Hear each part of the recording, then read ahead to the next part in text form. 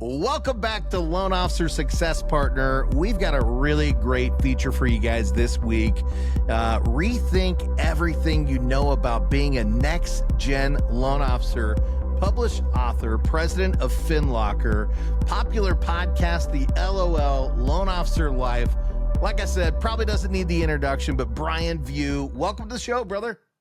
Devin, man, good to be on your show. We just wrapped you being on mine a few weeks ago, so it's good to continue in the combo. You know, I was honored to even get a chance to get over there, and man, I really appreciate you jumping on mine too. And I know we talked about some great topics there, but I think one of the things, and this is clearly something you're expert on, you literally wrote the book, is the next gen loan officer, man. Yeah, there it is. Yeah, that's it. There it is. Rethink everything. So, you know, let's kind of lead off from there. So what is a next gen loan officer, right? What does that mean? Yeah. So let me rewind a little bit and just kind of tell you how this came together. Cause I think the story on how it came to be is speaks to the way the next gen loan officer needs to be thinking about themselves and how they show up. So, you know, if we rewind the clock, the calendar, if you will, back to call it August of 2023, I got a package in the mail. You know, who of us that works from home doesn't get excited when you get something in the mail and it doesn't look like it's in a legal folder? So I tore it open, and in it was, where is it? This purple book, right? So this is what I opened. And when I opened it, it was signed by the author. It was also signed by this guy, Scott Payne, who I didn't know at the time. And the other thing that was cool was I took it off, and on the cover was a QR code. And so I'm thinking, all right, I'll bite and hope it's not a cyber attack. So I scanned the QR, and a video pops up on my phone, and it's Kyle and this guy, Scott. They're wearing mullet wigs. And I had not met either of these guys. I'm like, what is going on here? And so, you know, Scott basically says, hey, Brian, we don't know each other. I'm a fan of what you're doing on LinkedIn. I thought of you when I read Kyle's book and thought this would be helpful for you. And so Kyle's book is Rethink Everything You Know About Social Media. Easy read, call it 90 pages. I think I got the book on a Friday, and I had read it twice on Saturday. That's how easy it is to read. And it literally changed how I thought about how I was showing up on LinkedIn. That's my primary social media platform. And so I started to take screenshots of pages of the book and posting them on LinkedIn with like my comments, almost like a virtual book report. I love that. And about 5 posts in, I get this DM from this guy, Kyle Draper, who I wasn't even connected with yet on LinkedIn. Yeah, just a mullet video that came with the book. Yeah. And his message was, hey, man, I don't know you, but, and I'm thinking, oh, I did something wrong. I screwed up, and I gave away his whole book on LinkedIn. And he says, but I appreciate you loving on my book and sharing the content. It's amazing, blah, blah, blah, blah, blah. Would you have 5 minutes to jump on a call sometime? So huge. Monday or Tuesday that week, we get on a 15-minute scheduled call that went 90 minutes. And, I learned together. It's just, it was, man. Yeah. It was crazy. And what I learned was that, Kyle had a vision to write this book. But it was more than that. His vision really was around creating a series of thought leadership books under this Rethink Everything banner. So we got to know each other over that 90 minutes. And, I kind of went away, had a few sleeps, if you will. And then it hit me that the next book was my tentative title was Rethink Everything You Know About Serving the Next Gen Home Buyer. And so I called Kyle and said, hey, man, I think I have your next book. And he said, well, first of all, it would be our book, not mine, meaning his. And so we started, talking about it. And he said, well, what do you know about originating loans? And I said, well, it's been 20 years since I originated a loan. So I know a lot of smart people that are really good at it and really good around the edges. And he said, I don't know anything about it. Never done it. I've got a loan myself, but he's like, why don't we assemble a team of people to help put this together? Oh, So that's awesome. what started as let's go get 10 people in the industry that we know, like, and trust, and that others would trust to share their expertise. And it turned into 37 contributors, each agreeing to write a chapter. And each chapter has a QR code so that the contributing author for the chapter shows up on video.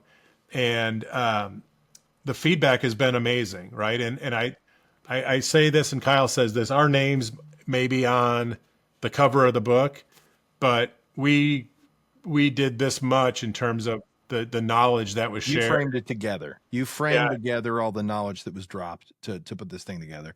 Well, I got to tell you, Brian, that was me buying this book. All right. And that's me buying the first one from Kyle. So Well, there you go. Yeah, you guys got me. Yeah, I need to get in here and read these things. I've heard nothing but, what's funny, guys, is, flash forward to what would it be, 8 a.m. this morning, and we're on the morning show, and got a shout out for the book right there on the morning show, right? So the guest is calling out Brian, saying, hey, I see you, man. You guys got to read his book. So, at the end of the day, here we are talking about it again. I'm definitely going to read this, and maybe I'll have to do that book report. But I think there's something else even, bigger here, because what you said was, here's a guy that's following you on LinkedIn that likes what you're doing so much, and he sends you the book, right? Takes the time to do this wild video, but then you read his book and it changes the way you're thinking about doing things on LinkedIn. That's right. Think about how powerful that is, right? The master become, right? You know where I'm going with this. I think I screwed up the quote, but you got a smart audience. Becomes the student, right? Yeah, there we go. So, long story short, I've heard great things. So now I've got to read and learn what this thing's all about. But let's talk about it, man. So you've got all these great people that help put this book out. There's, I'm sure we could sit here and list off a name, names all afternoon of everybody that was involved in this thing. And now you've got a book that's telling people this is how you can become a loan officer in this generation today. And a lot of that sounds like it centers around social media. Is that correct? I would say there's definitely a component of it. There's a section. We essentially have 6 sections of the book, and there's definitely one about social. But I think if I were to break this down into 3 themes, we'll say 3 themes. Number 1 is showing up. We have to show up, and it's not just digitally on social. It's showing up physically in your community, but it's how you show up really, and what you do when you show up that is going to differentiate you. So that's like theme number 2. Trust is built in small cap promises. That's it, man. To me, it's trust, it's showing up, and then it's the value you bring. And then I believe the best value that originators bring is education.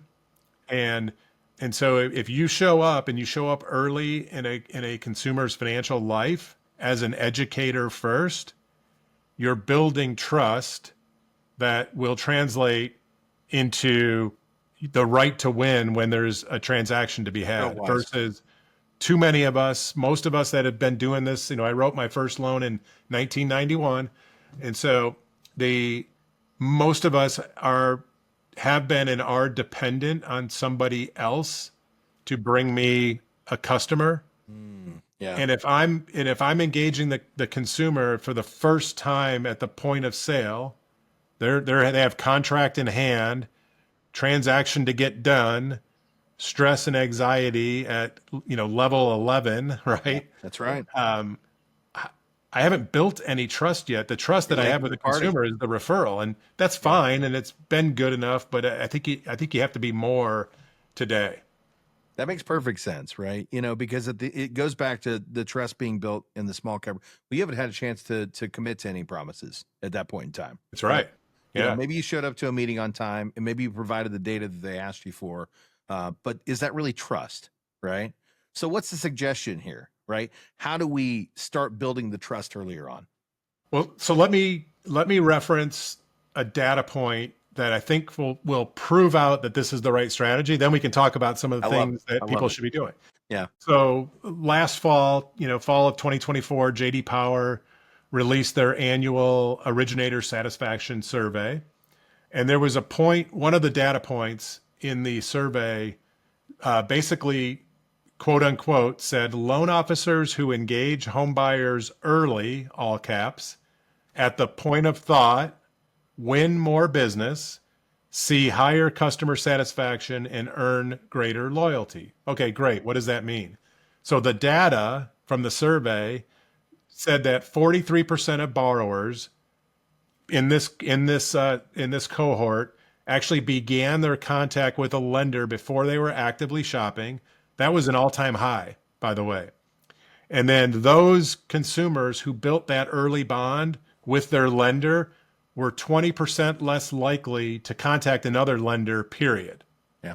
Trust is there. And then this is kind of the money shot. 54% of those consumers who engaged early with a lender were 54% less likely to submit multiple mortgage applications. So another high water mark if you look at the year over year studies. Yeah. And then if you want to tie it all back to, JD's algorithm and their survey, their scoring, the customer satisfaction was 107 points lower when the lender got involved at the point of application versus the point of thought. Yeah. Massive.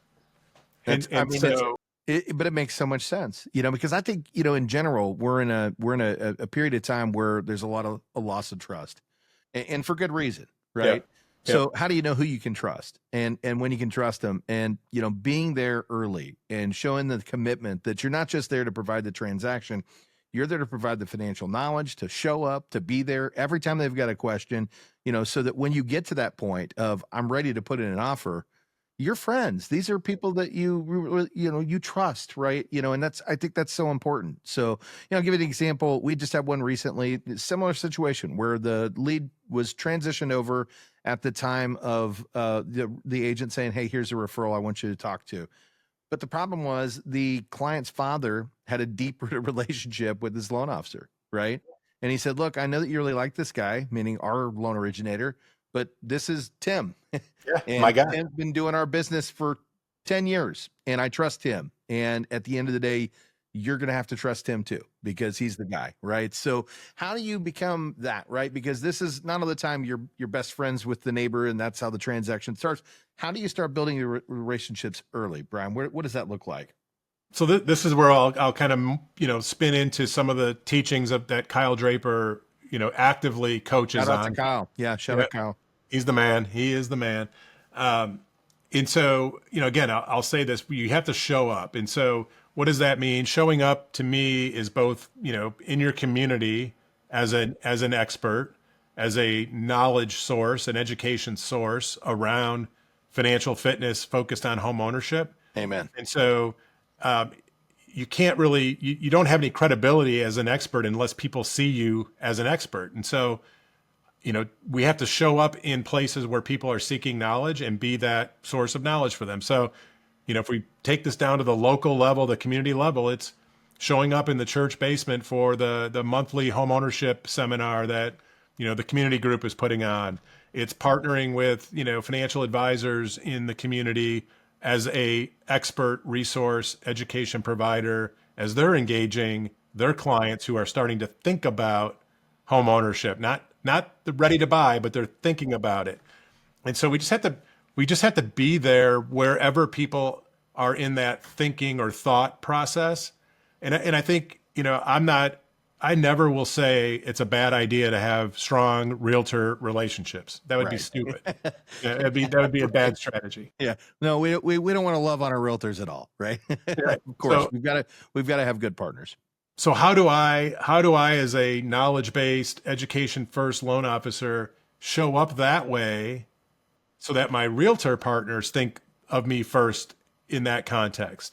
And so I think it's partnering in the community with the real estate professional to provide resources to the community that help people think about what it would be like to own a home, whether it's your first home, second home, or 10th home. And so, help your partners show up as experts by being their partner in the financial side of this thing in educating. So that's like the physical part. To me, there's a little bit of Back to the Future going on with Are us you talking about my needing to car show back up. here? Is this no? Exactly. I think you know the BNI term, and we've all played that game. I think there's value in that again. I think the value in local networking groups can be Right. amplified through social and through I agree. digital. Yeah. And so what you do to show up physically, you can repurpose and now show up digitally at scale, not just in your community, but in your surrounding communities and even, in a wider swath. So I think we have to show up as educators. It's never been more critical and important. There's a lot of noise out there, There is. not just the birds you might hear in the background chirping. Um, the we every time we turn around, there's another M&A, acquisition happening where there's the combination of real estate and mortgage coming together. That's it. Yeah.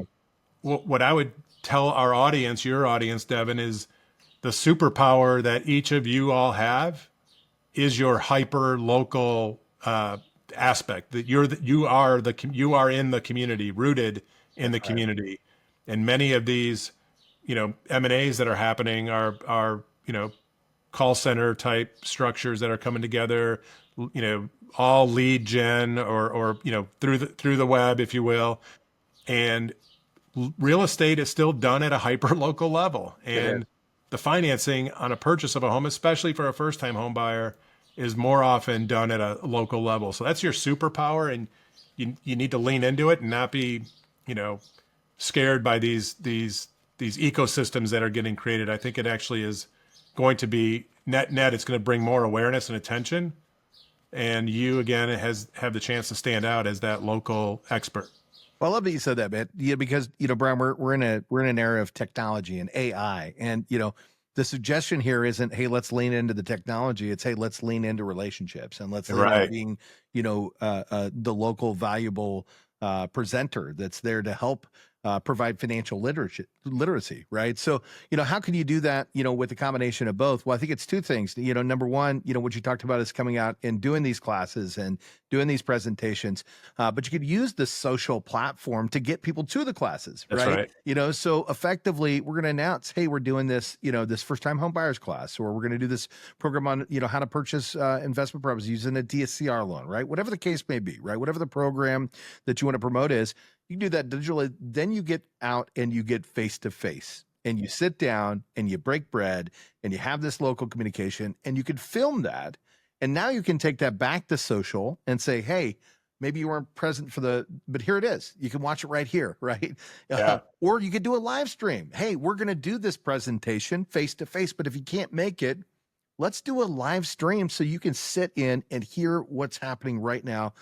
And let's build out some great relationships so that people can see you. What's funny, I had a gentleman that was on my podcast a little over a year ago, and completely different space. Not different. He was in a different space, but he'd become a realtor. And basically, prior to being a realtor, he had a social channel, and the social channel was just about being brutally honest. That was it. Just brutally honest, telling people what they needed to hear, not what they wanted to hear, right? And he'd built a great big social following because he was just laying it out there. He transitions into the real estate space and has a banner first year. Where did People the know him. customers come from? The people that already knew him, and they trusted him because he opened up his darkest secrets, right? And put it out there. And they're like, I trust this guy. So now that he's in the real estate space, they already have the trust there, right? So how do you build that trust in your local market? And that's what you're talking about. Yeah, and I think I'll reference Kyle Draper again. And he talks about this a lot in the coaching that he does. We don't need more people, right? We've got our people. Our sphere. We need them to see us more often. That's right. They need to think about us more often. And so, there's too often when we talk about showing up on social, everyone thinks they have to have thousands of followers and every post has to go viral. It doesn't. No, you literally, if you have 500 followers on Facebook, you have enough people, because every one of those people have At 50, least 500 people. Yeah. right? Maybe 500, Yeah, maybe, yeah, maybe not 500, but whatever the number is. yeah, it's funny you said that, and I can't remember. But yeah, I know you do this. I can't remember if I heard it from you, or if I heard it from somebody else. And this is something I wasn't doing, but birthday videos through DM, Oh, yeah, right? that's Yeah, my jam. 100%. And I think you talked about it, and then somebody came on the week later and talked about it too, right? And so at the end of the day, I was like, man, that is so smart. I love that. And so now every single day, one of the first things that I do is I pop up, look for my birthdays, shoot a video, send it to the DM, right?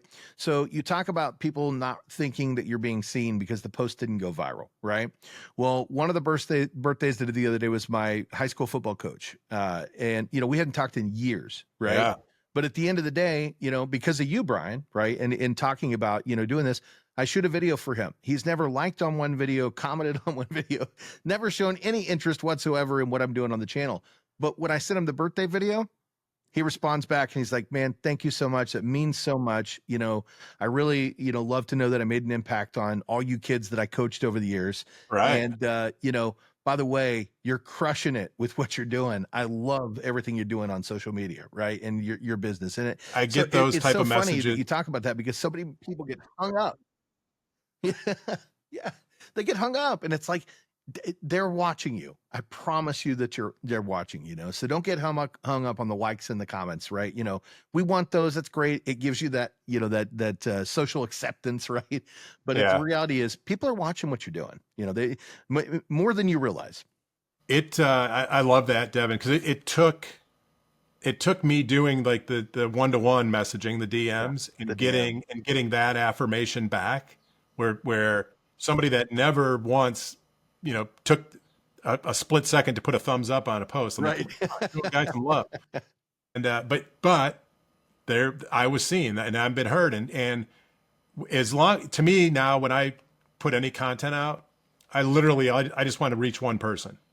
That's it. That's it. And yeah, it's always going to be more than that, but that, if it reaches one and it's impactful for one, and it doesn't even have to move the needle in my business per se, it's a benefit. And the other thing on social, and some people are like, well, I don't have anything to say. Well, that's garbage. If you're in the business and you're engaging with consumers and referral partners every day, you have plenty to say. Plenty.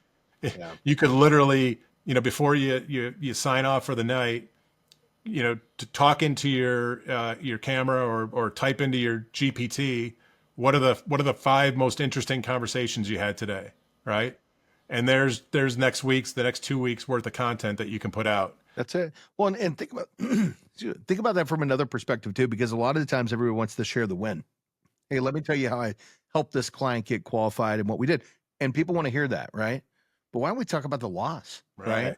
Hey, we had this customer who had gone another direction, and when they arrived at my doorstep, this is what was going on. And unfortunately, this is what had happened to them, right? Yeah. Don't let that happen to you, right? That's These right. are things that you need to be thinking about.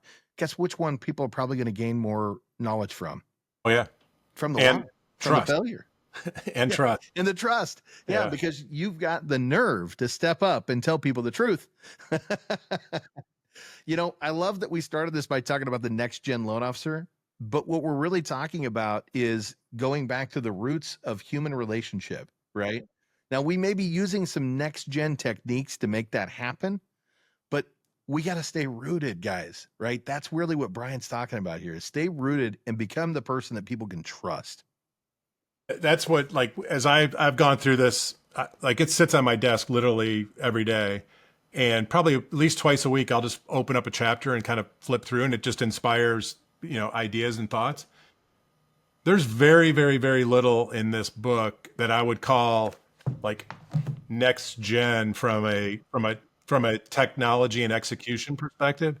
It is really kind of the roots, if you will. It's rooted in modern technology, That's but right. If you were to back off the technology and just think at the core what's going on, it's relationship development. And it's what a lot of what we talk about in this book, and what I talk about a lot, and I know you coach on this, and Scotty's coach on it. It's how do I have meaningful impact on a one-to-one basis, but also at scale, right? And that's the social part of it is making sure that you're seen where people are looking for you, because you could get referred tomorrow, by an agent, and if you have no presence on the web, sorry, And you're I not trust you. you're not you get it's like, who is this person? It's a ghost, that they don't exist. So people they're checking you out. The minute they get that referral, they are checking you out. Yeah. Yeah. It's your report card, right? Like, can I trust this person? Well, let's see. Are they real? Do they have a family, or are they, or in a relationship? Are they actually active? Who is this mysterious person I'm supposed to trust? Right. Yeah. I love that. Well, Hey, Brian, I got a really interesting thought for you, because shoot, let's hear it. I'm sure are the same way. On my screen, I have two screens, and one of the windows that's open all day long is Redder. Uh-huh. And so Yep. I can share mine. just about every conversation that I'm having with or about an originator, anytime I see something on social posted by an originator, I go to Reddit. I'm like, who are these people? Same. What do they do? Yeah. I'm like Same. looking them up.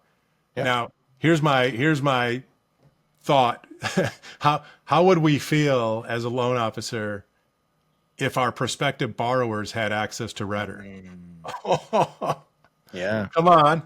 Yeah. I mean, how would that work? Yeah. Who am I really working with? Are they Yeah. truly experienced? Right. Yeah. No, that's so smart, and it's so powerful. And I do the same thing. Redder's literally up in my background. I'm looking at it right now. And at the end of the day, what am I using it for? A lot of things. I don't just use it to look up a law industry, but look up a market, to see what's going on in the industry, to see who's having success. But also, a lot of the times I'll use it because it gives direct links to Facebook and direct links to Instagram, Love that. LinkedIn, and YouTube. And I can go see who the person is and how socially active they are, so that when I have a conversation with them, I'm able to have an educated conversation. I know who you are, and I actually am really impressed with what you're doing. And man, I'm super excited to have this conversation with somebody else who's, contributing back to our industry, right? So shout out to Redder, shout out to Kyle Draper, shout out to Scott Hudsmith and Stephen Wyants, some of the people that, we associate with every single day that are truly contributing to the space too, and you, Brian, I mean, you, Finlocker, a published author, podcast, right? There's so many good people out there right now that are delivering what people need to hear. And you are one of those people that's out there and that's active and that's giving people the information that they need in today's mortgage market. So, Brian, I'd love to keep you here all day, man. What's one thought we can leave somebody with? I'll go back to what we opened up with. It's don't be solely dependent on talking to consumers for the first time at the point of sale.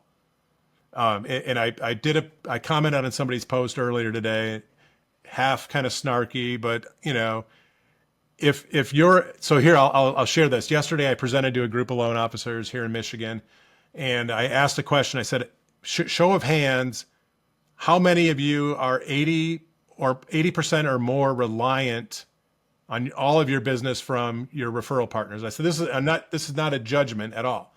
And I would say 60% of the room raised their hand, which means 80% is probably the right answer. Yeah, right. Yeah, everybody's a little timid to put that hand up, right? And so I said, first of all, congratulations. That means you've established, a high level of trusting relationships with those referral partners.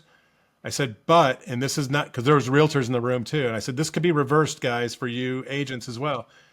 We talked about all these ecosystems that are getting developed and all, these powerhouse, marketing arrangements between these big brands. If you as a loan officer and frankly, you as a realtor are not showing up earlier in these home buyers' lives and are just waiting at the point of sale, you will be replaced. You will not have a spot. You will not have a seat at the table in 5 years. That's the fact of the matter. So we all need to become kind of this hybrid consumer direct, distributed retail loan officer in our own, in our community. And it's frankly never been easier with the tools that you have right here on your phone. You're right. You're right. There's so much knowledge out there, so much power, and that's the other thing, guys, what Brian's talking about here is so smart. Don't get replaced. Get in front of that and start building the relationships and the bonds with your customers early. and use some of the techniques from here. Pick up the book, read it, jump on a podcast, right? You know, I mean, that there's so many different things out there. You're on a podcast right now. So hopefully if you've got to this point, you're one of those people that's an action taker and goes out and does what it takes, right? But man, there's so many different places that you can go get information on how to be more successful at what you do and how to create more success for your clients and for your agents, you know. So I'm glad that you guys got here and got to hear Brian, because I get to talk to him literally every single day. You know, we wake up every day, we jump on that Redder Morning Show call, we hear from some of the top tier talent across the United States. And, you know, what does that say about me and Brian? You know, we love to learn. You know, we want to learn, because if we're going to be on here educating you through podcast, at the end of the day, we want to make sure that we've got great content and can point you in the right direction on how to have success in today's mortgage market as a next gen loan officer. So, Love it. Brian, when the folks out there want to find you, you know, do you want to drop it doesn't matter what, a page and a place, how do they get in touch with you, brother? I mean, I always tell people to find me on LinkedIn. There's not another Brian Vieaux, Vieaux out there. So follow me, connect with me on LinkedIn. I pretty much have all of our, you know, you'll learn a lot. That's kind of my CRM. So I make sure that if you get to that page, you're going to know who I am and what I'm about. And you'll learn a little bit about FinLocker along the way too. Yeah. Well, and you should. So, guys, thank you for joining in. Brian, thanks for coming on the show, brother. It was an honor to be on yours. Love having you over here in our space, and let's keep on empowering these folks out there, you know, with all the tools to create success in today's mortgage market. So right on. Yeah, thank you, brother. Thanks so much. Hey guys, thanks for tuning in. This is the Loan Officer Success Partner. Keep coming back for great guests like Brian. Who knows, we may do a repeat. And make sure that you follow, like, comment, subscribe. Hey, and also go over to Brian's podcast, LOL, Loan Officer Life, and, you know, follow that one too, right? You know, find Brian on LinkedIn, you know, make him a friend of yours, because I promise when you see what he's doing over there, if you like what I'm doing, you're going to love his page even more. So until the next time, we'll see you then, guys.